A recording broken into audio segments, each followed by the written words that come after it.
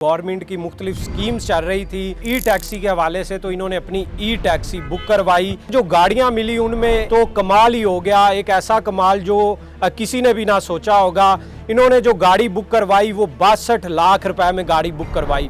उसके बाद वही गाड़ी कंपनी ने जब लॉन्च कर दी 3.9 मिलियन यानी 39 लाख रुपए में वो गाड़ियां रेट डिस्प्ले किया और अपनी प्राइस लॉन्च कर दी है। इनको गाड़ियां अभी तक वो मिली भी नहीं है। उसके बाद ये लोग जो है सर पकड़ के बैठ गए। इन ड्राइव पे जो है वो पेट्रोल वैसे ही बहुत महंगा है, तो ईवी जो गाड़ियां वो कदरे बेहतर परफॉर्म कर रही हैं और लोग उसमें बहुत ज़्यादा इंटरेस्ट भी ले रहे थे। इन्होंने भी जो है वो उस स्कीम में हिस्सा ले लिया और उस स्कीम में हिस्सा लेने के बाद जो है गाड़ियां मिलने तक का जो अमल है वो कहां तक पहुंचा, वो ख्वाब जो इन्होंने सोचे थे वो कहां तक पहुंचे। इनकी जो उम्मीद थी कि 3 महीने के अंदर अंदर फरवरी के अंदर जो है ये प्रोसेस जब कंप्लीट हो गया था, उसके बाद इन्होंने डाउन पेमेंट जमा करवा दी थी, तो अप्रैल के एंड या फिर मई के स्टार्ट में ये उम्मीद कर रहे थे कि इनको गाड़ियां मिल जाएंगी। लेकिन आज हम अगस्त के मिड में खड़े हैं और अगस्त के मिड में अभी तक गाड़ियां इनको मिली नहीं। अस्सलाम वालेकुम। वालेकुम सलाम। क्या हुआ ये सब?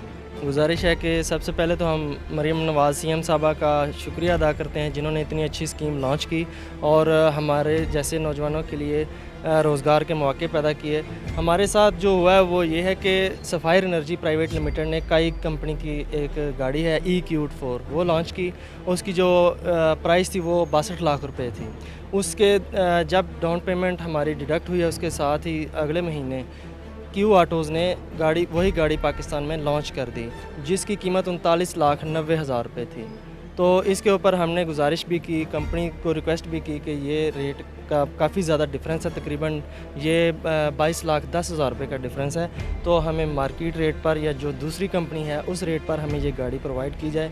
तो उन्होंने इस पर कोई अमल नहीं किया, लेकिन हमने फिर ट्रांसपोर्ट डिपार्टमेंट रिक्वेस्ट की, वहाँ वजी उस्मान साहब, डॉक्टर वसीम साहब हैं, उनसे रिक्वेस्ट की। उन्होंने बड़ी कोशिश की, इस कंपनी के साथ मीटिंग्स भी की और मीटिंग्स करने का ये फ़ायदा हुआ, उन्होंने हमारी बहुत सपोर्ट की। ये कंपनी जो है वो 48,50,000 रुपये तक आ चुकी है, लेकिन जो मार्केट प्राइस है उससे अभी भी 8.5 लाख रुपये का डिफरेंस है।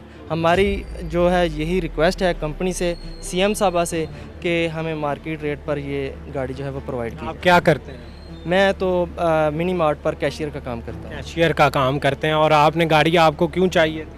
इसलिए कि मैं अपना जो है बेहतर रोज़गार जो है वो कमा सकूं। तो उसके बाद जो है जब ये प्रोसेस आप डाउन पेमेंट दे देते हैं, फिर उसके बाद एक टाइम मिलता है कि इस टाइम में डिलीवर हो जाएगी आपको, इस टाइम में आप किस्त स्टार्ट करेंगे, इस टाइम में जाके ये किस्त ख़त्म होगी, एक पूरा जो है वो चार्ट आपको मिला था? जी बिल्कुल, इसमें हमें बताया गया था कि डाउन पेमेंट जब डिडक्ट होगी तो उसके 3 महीने के अंदर अंदर कंपनी जो है वो गाड़ी प्रोवाइड करने की पाबंद है, क्योंकि 3 महीने का ग्रेस पीरियड है। उसके बाद जो है वो बैंक भी अपनी जो है वो इसकी जो इंस्टॉलमेंट है वो स्टार्ट कर देगा। और हमारी किसी की फरवरी में, किसी के मार्च में डाउन पेमेंट डिडक्ट हुई। हमने जनवरी से जो है अपने अकाउंट्स में रखवाई हुई थी डाउन पेमेंट्स। उसके बाद डिडक्शन के बाद 3 महीने गुजर गए। उसके बाद बैंक की तरफ से हमें कॉल आती है कि आपकी जो इंस्टॉलमेंट है वो स्टार्ट हो गई है। आप कब आपको कॉल आई, किस महीने में? ये अभी अगस्त के स्टार्ट में हमें कॉल आई है। हाँ जी, कॉल आ गई, लेकिन हमें अभी तक गाड़ी नहीं मिली।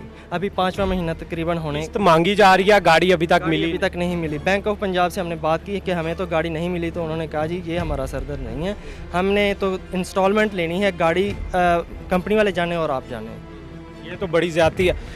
ये बताएं, आपने ये डाउन पेमेंट किस तरह इकट्ठी की और कैसे जो है वो आपने इसके बारे में सोचा कि ये गाड़ी ले लेंगे तो आपका रोज़गार? जी, मेरे पास गाड़ी थी कल्टस और मैंने वो 12 लाख में सेल की।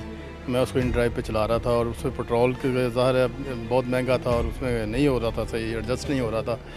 तो मैंने उसको बेच के, तो मैंने जब ये स्कीम देखी तो बड़ी खुशी हुई और मैंने वो उसको अप्लाई किया और अल्लाह का करने था कि वो मेरा नाम भी आ गया उसमें।